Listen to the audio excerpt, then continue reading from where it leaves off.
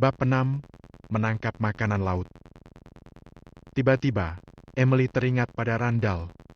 Bagaimana kalau aku menghubungi Randall?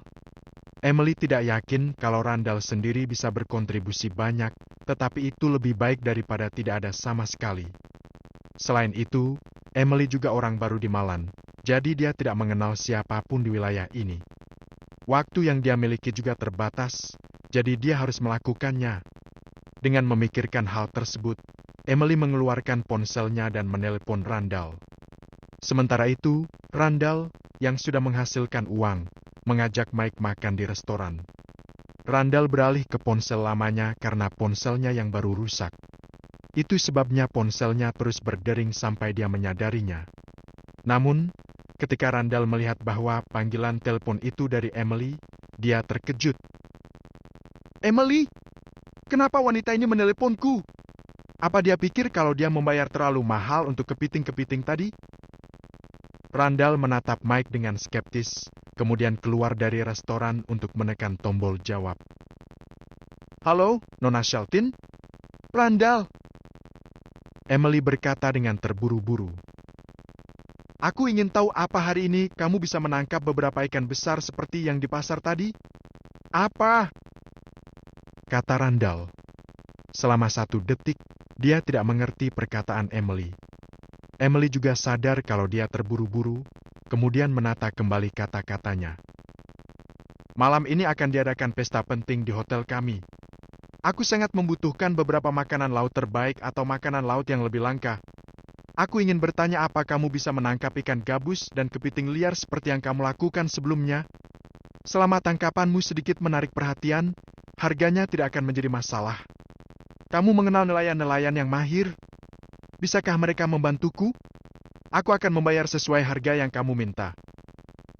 Pada saat Emily selesai berbicara, Randall merasa sedikit bingung. Apa? Randall pikir Emily berubah pikiran mengenai harga ikan dan kepitingnya yang tinggi.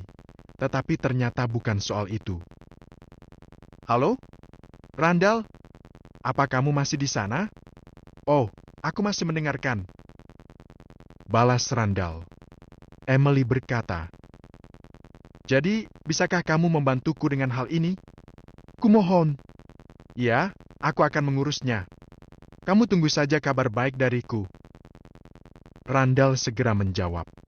Randall berencana untuk menggunakan kemampuan dalam air miliknya untuk menghasilkan uang tambahan di sungai ketika dia sedang libur. Lalu sekarang, dia punya klien yang datang mencarinya, dan hal ini sesuai dengan ide Randall. Emily juga bersyukur atas komitmen yang ditunjukkan Randall. Mereka berdua menutup teleponnya dengan perasaan gembira.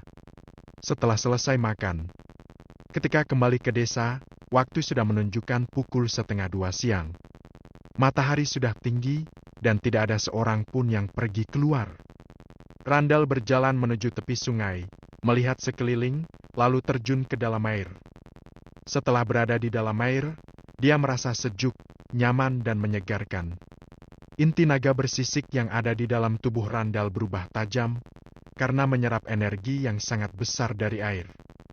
Tidak lama kemudian, muncul sebuah pusaran air dan Randall tenggelam ke dasar sungai. Dia merasakan kemampuan dalam airnya sedang bagus kali ini. Aliran air yang berada dalam jarak 5 meter dari Randall berubah bentuk mengikuti pikiran Randall. Aliran airnya berubah menjadi dinding air, kemudian menjadi jaring air, kadang-kadang tidak bergerak, dan kadang-kadang berguling dengan keras. Baru setelah 1/2 jam, Randall merasa puas kemudian berhenti, dan memulai perjalanannya menuju dasar sungai. Sungai di depan desa mereka bernama Sungai Glidden. Semua orang tahu tentang sungai ini. Kapal-kapal nelayan mampu mencapai Sungai Sutton dalam waktu 10 menit dari Sungai Glidden. Jadi, Sungai Glidden sangat kaya akan sumber daya dalam air. Tentu saja, Randall berpikir ada banyak ikan di sungai ini. Itu karena tidak ada seorang pun yang bisa turun sampai ke dasar sungai seperti Randall dan melihatnya dengan jelas. Air menyembur ke atas. Randall berenang seperti seekor ikan besar. Dia pun segera mencapai daerah yang sama seperti yang sebelumnya pernah dia capai. Randall menarik rumput air dan melihat kepiting-kepiting yang sebelumnya dia lewatkan dengan lebih dekat. Randall memperhatikan bahwa kepiting-kepiting itu berukuran sama kecilnya, tidak ada satu pun yang istimewa.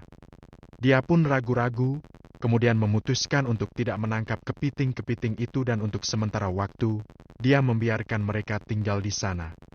3 ekor dari kepiting-kepiting ini harganya Rp1.300.000 dan 7 atau 8 ekor dari mereka hanya akan seharga lebih dari Rp2.200.000. Namun, dalam 1 atau 2 bulan, ketika kepiting-kepiting itu sudah dewasa, mereka akan bernilai tinggi. Masing-masing kepiting bisa dijual dengan harga lebih dari Rp2.200.000. Randall merasa bangga dengan pemikirannya itu. Seluruh sungai Gleaton ini adalah halaman belakangku. Kenapa aku harus berkompromi hanya untuk beberapa juta rupiah? Apa aku membutuhkan beberapa juta rupiah saja? Sebaiknya pergi saja. Randall menggaruk-garuk kepalanya, kemudian menggelengkannya dan berenang seperti seekor ikan. Ada banyak rumput air di dasar sungai. Randall tidak perlu berenang jauh sebelum dia berpindah ke wilayah lebih besar yang ditumbuhi rumput air. Ada banyak tanaman air di wilayah ini. Seluruh rumput airnya setinggi pinggang, dan ikan-ikan kecil berenang dengan bangga di dalamnya. Rumput air di sini sudah jelas tumbuh dengan subur. Apa ini tanah harta karun di dalam air? Randall merasa senang, dan matanya berbinar. Tiba-tiba, mata Randall terbuka lebar, seperti baru saja melihat sesuatu yang tidak bisa dia percaya. Kemudian dia keceplosan berkata, "Wah, remis! Remis berukuran luar biasa besar. Remis itu sangat besar." Randall tercengang dengan apa yang dia lihat. Dia melihat remis besar berwarna hitam tersusun rapi di tengah-tengah rumput air, dan dikelilingi oleh rumput-rumput air yang luas dan berjarak lebar antara satu dengan lainnya. Kemudian, di tengah-tengah barisan remis-remis itu, terdapat remis raksasa seukuran wastafel.